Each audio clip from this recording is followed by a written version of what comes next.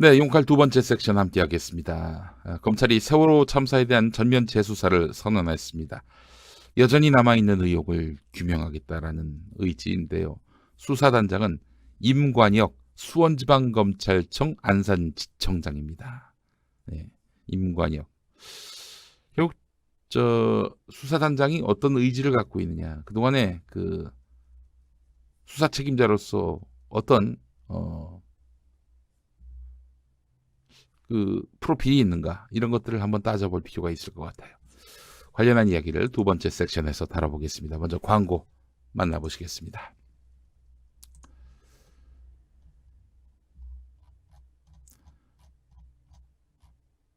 자, 함께 볼 광고는요. 비타샵 그린 스무디입니다. 다이어트는 맛있고 배불러야 한다는 역발상 때문에 그린 스무디가 대박이 났습니다. 미디어 오늘 조윤호 전 기자, 지금 정치 컨설턴트로 활동하고 있고요. 조윤호 기자, 조윤호 이름을 자꾸 거론하면 책이라도 한번 소개를 해야 되는데, 조윤호 기자의 새 책,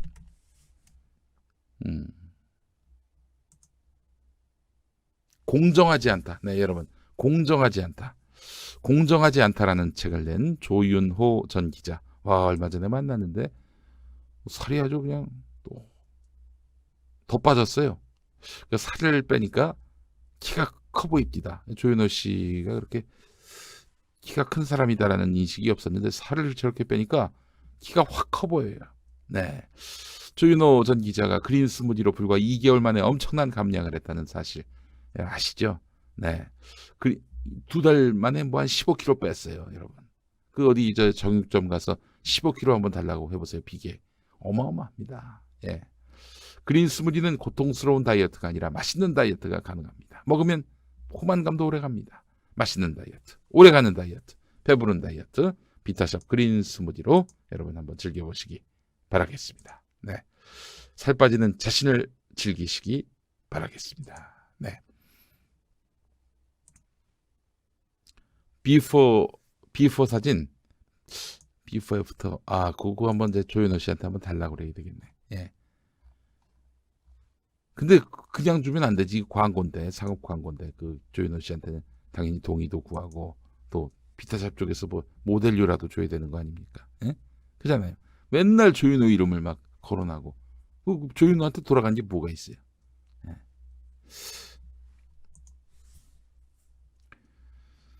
자, 세월호 참사와 관련한 진상조사단 다시 구성이 됐습니다. 자, 한겨레를 보니까요. 아이고, 어지러워라. 자, 구조 실패부터 외압까지 다시 규명. 참사 직후 꾸려진 검경합동수사본부와 특별수사팀의 수사는 부실했습니다. 박근혜 정권 때니까. 2017년 부실수사 외압수사 의혹을 수사한 검찰 2기 특별수사본부는 꼬리 자르기 결과를 내놨어요. 진상조사를 위해서 2015년 꾸려진 세월호 특별조사위원회는 박근혜 정부의 조직적인 방해에 시달렸습니다. 그래서 저는 뭐 사실 큰 기대를 하지 않습니다. 우리 저 세월호 가족분들께서도 아마 지금까지 제대로 된 진상규명을 하지 않았는데 이제 와서 제대로 하겠는가 아마 회의심이 많으실 거예요. 일단 검찰은 세월호 참사의 원인, 구조 과정의 문제점, 정부 대응 및 지휘 체계, 수사 외압 의혹 등 그동안 제기된 모든 의혹을 살펴보겠다고 강조했는데, 자, 그렇다면 황교안 현 자유한국당 대표에 대한 수사가 가능할 것인가? 여기에 이제 관심의 초점이 쏠립니다. 2014년 법무부 장관 시절 세월호 수사에 외압을 행사했다는 의혹을 받고 있는데, 당시 박근혜 정권 당시에 검경합동수사본부는 사고 뒤 구조 과정의 문제점을 수사하기 위해서 광주지방검찰청에 해경수사 전담팀을 꾸렸어요. 해경이 제대로 구조를 했는지, 구조를 안 했다면 왜 그랬는지 그걸 파악하기 위해서 해경수사 전담팀을 꾸렸는데요. 청와대는 세월호 사고가 조용히 처리되기를 바랐고 황 대표는 법무부의 검찰국장과 형사기획과장을 통해서 해경 123 정장에게 업무상 과실치사 혐의를 적용하지 말라고 수사팀을 압박했다는 의혹을 받고 있어요. 검찰청법상 법무부 장관은 검찰총장만을 지휘 감독할 수 있고 법무부 간부들이 대검이나 지검에 지시하고 조정하는 것은 위법합니다. 그런데도 수사팀이 해경 1, 2, 3 정장을 업무상 과실치사 혐의로 불구속 기소하니까 황교안 당시 법무부 장관은 변찬호 광주지검장을 불러서 크게 질책했다 이런 의혹을 받고 있어요. 몇몇 언론은 질책했다 이렇게 보도를 했어요.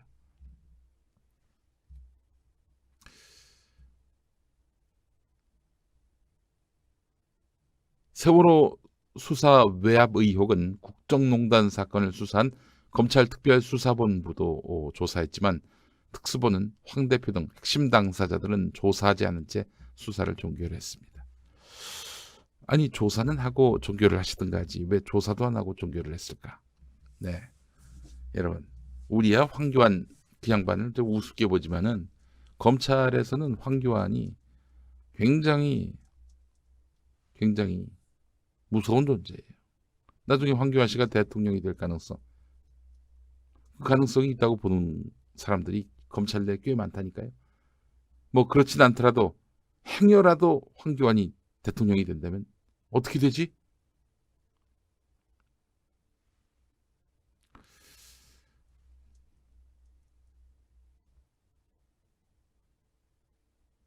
아마 그런 고민들이 우리는 없지만 그 검사들 사이에서 있을 수 있어요. 예. 그 저기 임태훈 군인권센터 소장이 그런 말을 했잖아요. 그 계엄령 문건 관련해서 검찰이 수사하다 만 것은 참고인 중지를 한 것은 그것은 그 검찰 내에 황교안 키즈들이 많기 때문이다. 아 그런 표현까지 과감하게 썼어요. 황교안 키즈들이 많기 때문이다.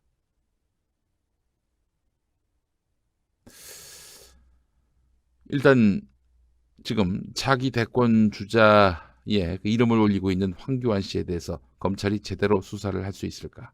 이거 의문입니다. 자, 분명히 따져봐야 됩니다. 황교안 법무부 장관이요.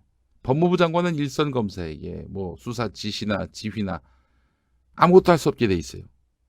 굳이 해야 한다면 검찰총장한테만 하면 됩니다. 그런데 지금 황교안 씨가 광주지검장한테 연락을 해서 크게 질책했다는 거 아닙니까? 여러분 얼마 전에 기억하시죠?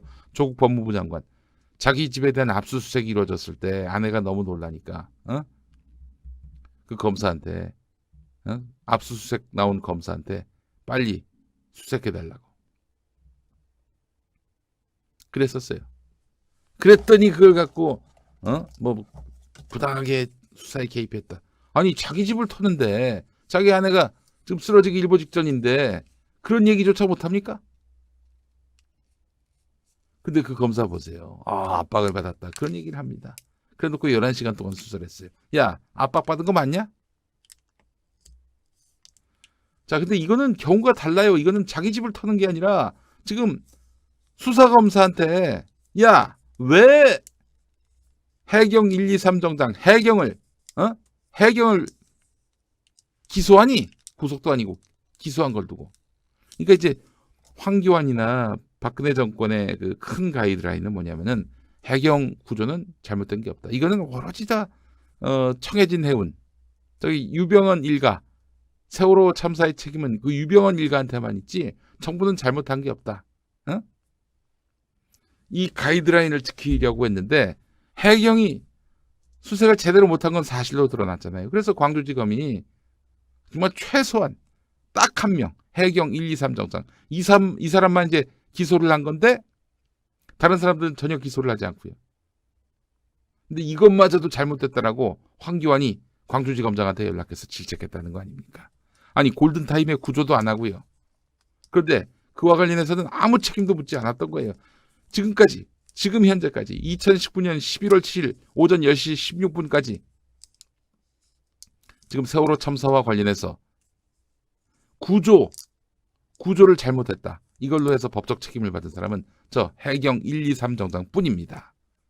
뭐 이런 수사가 다 있어요. 말도 안 되는 거지. 명백하게 사람이 저 배 안에 들어와 있는 거 알고 있는데 그런데 그거를 묵살하고 구조도 안 하고. 목포 MBC 기자들이 얘기하잖아요. 그 어민들도 저기 사람 들어가 있다고. 해경도 다 알고 있었을 것이고. 그래서 구조를 안 했으면은 이거는 그래서 사람이 죽었다면은 수백 명이 죽었다면은 이건 당연히 구조를 안 한 해경 책임이죠.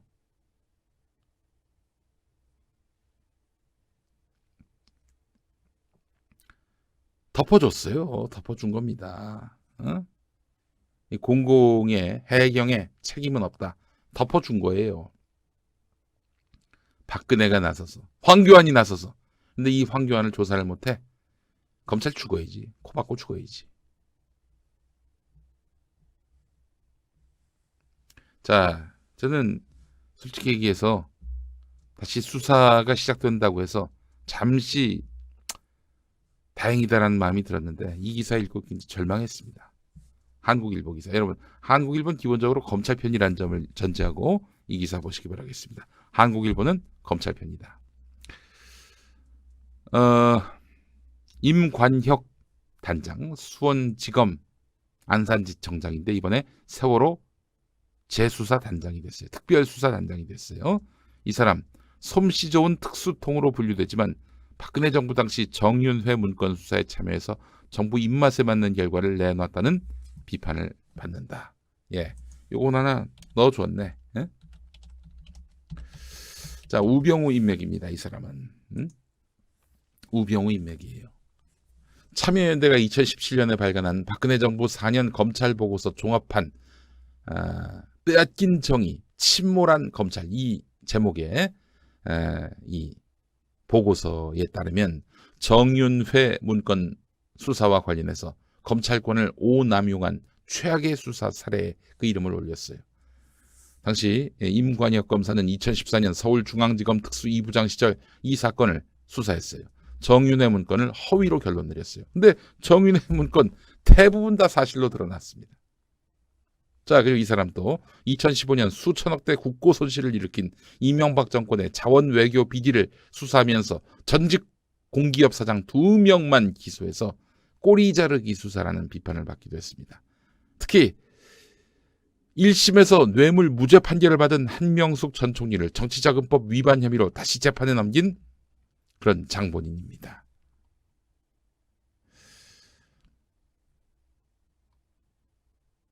중앙일보가 오늘 뭐라고 했는지 아십니까? 검찰 안팎에서는 인선을 보니, 그러니까 임관혁 이 사람을 단장으로 세운 걸 보니 검찰총장의 남다른 수사 의지가 엿보인다. 이렇게 얘기하고 있습니다. 야, 니들이 그렇게 얘기하니까 더 의심하게 되잖아. 응?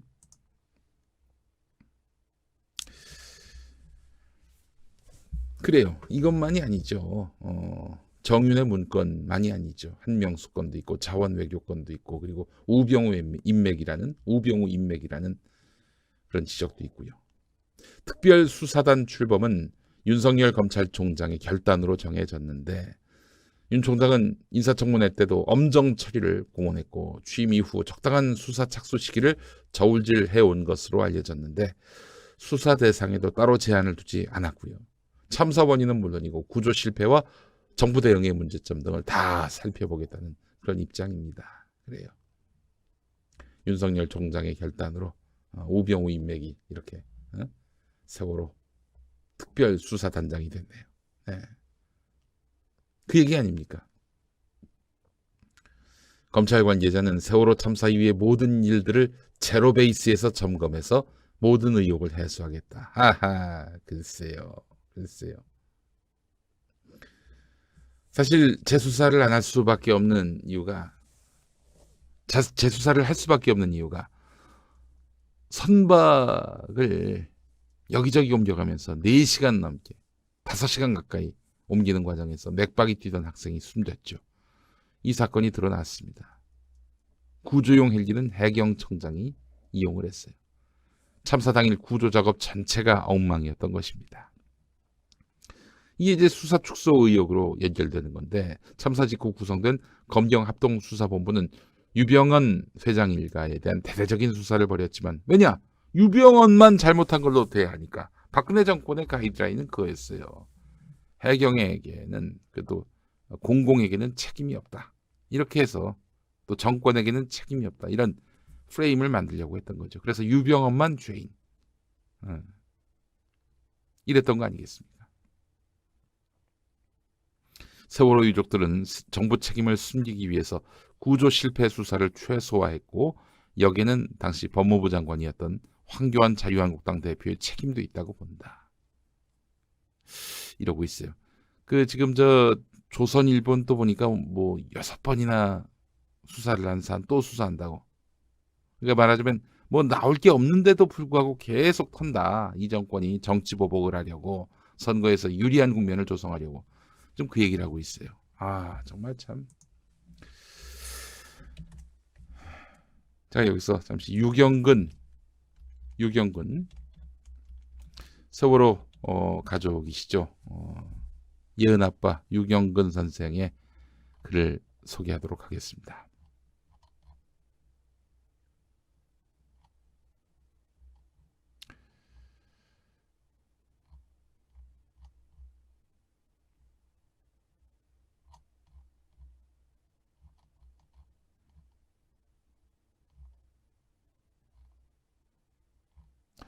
찾고 있는데 제가 소개해드리려는 글이 어디 갔나? 예.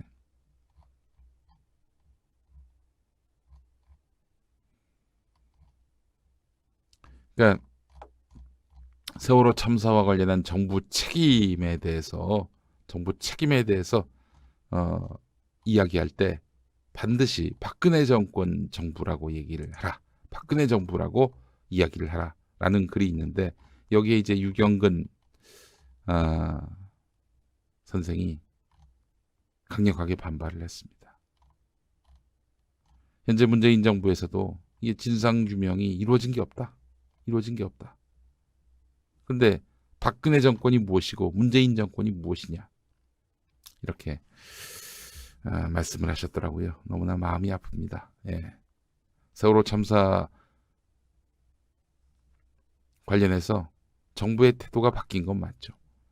과거 박근혜 정권 때는 떼쟁이들로 이렇게 몰아세웠지만은 문재인 정부는 정말 고통받은 국가에 마땅히 해야 할 책무를 국가가 하지 못해서 피해를 입으신 그런 국민으로 예우를 하고는 있습니다만은 그러나 진상규명은 하지 못하고 있어요. 대접만 달라졌지 실상 이 가족들이 원하는 진상규명은 이루어지지 않고 있다라고 말씀하시는 중이에요. 그렇기 때문에 박근혜 이 세월호 구조 실패 그리고 세월호 진상을 감추었던 이 모든 죄과와 관련해서는 문재인 정권이 이 진상규명을 이뤄냄으로써 이 일이 과거 정권의 일로 분명히 선이 그어질 수 있도록 해야 한다. 이 말씀일 거예요. 유경근 선생의 말씀은. 그 부분에 대해서 참 마음이 많이 아팠습니다. 예. 자, 그런데 말이죠. 이번 그 임관혁 단장의 세월호 특별수사단이 과연 성과를 낼 수 있을 것인가? 법조계에서는 검찰의 대대적인 재수사 선언 배경에는 정무적 판단이 깔려 있다는 분석이 나온다. 정부와 국민의 검찰에 대한 반감이 크게 불어난 상황을 타개할 만한 사건을 수사 대상으로 골랐다는 것이다. 윤석열 검찰총장이 세월호 이 진상규명을 통해서 그동안 깎인 점수를 회복하겠다. 이런 얘기인데 한 검찰 출신 변호사는 특별수사단을 현 시점에서 구성할 정도로 커다란 상황 변동, 새로운 증거 발견 등이 있는지 의문이다. 이 형님 무슨 그런 이딴 소리를 하셔. 아니 세월호 거기서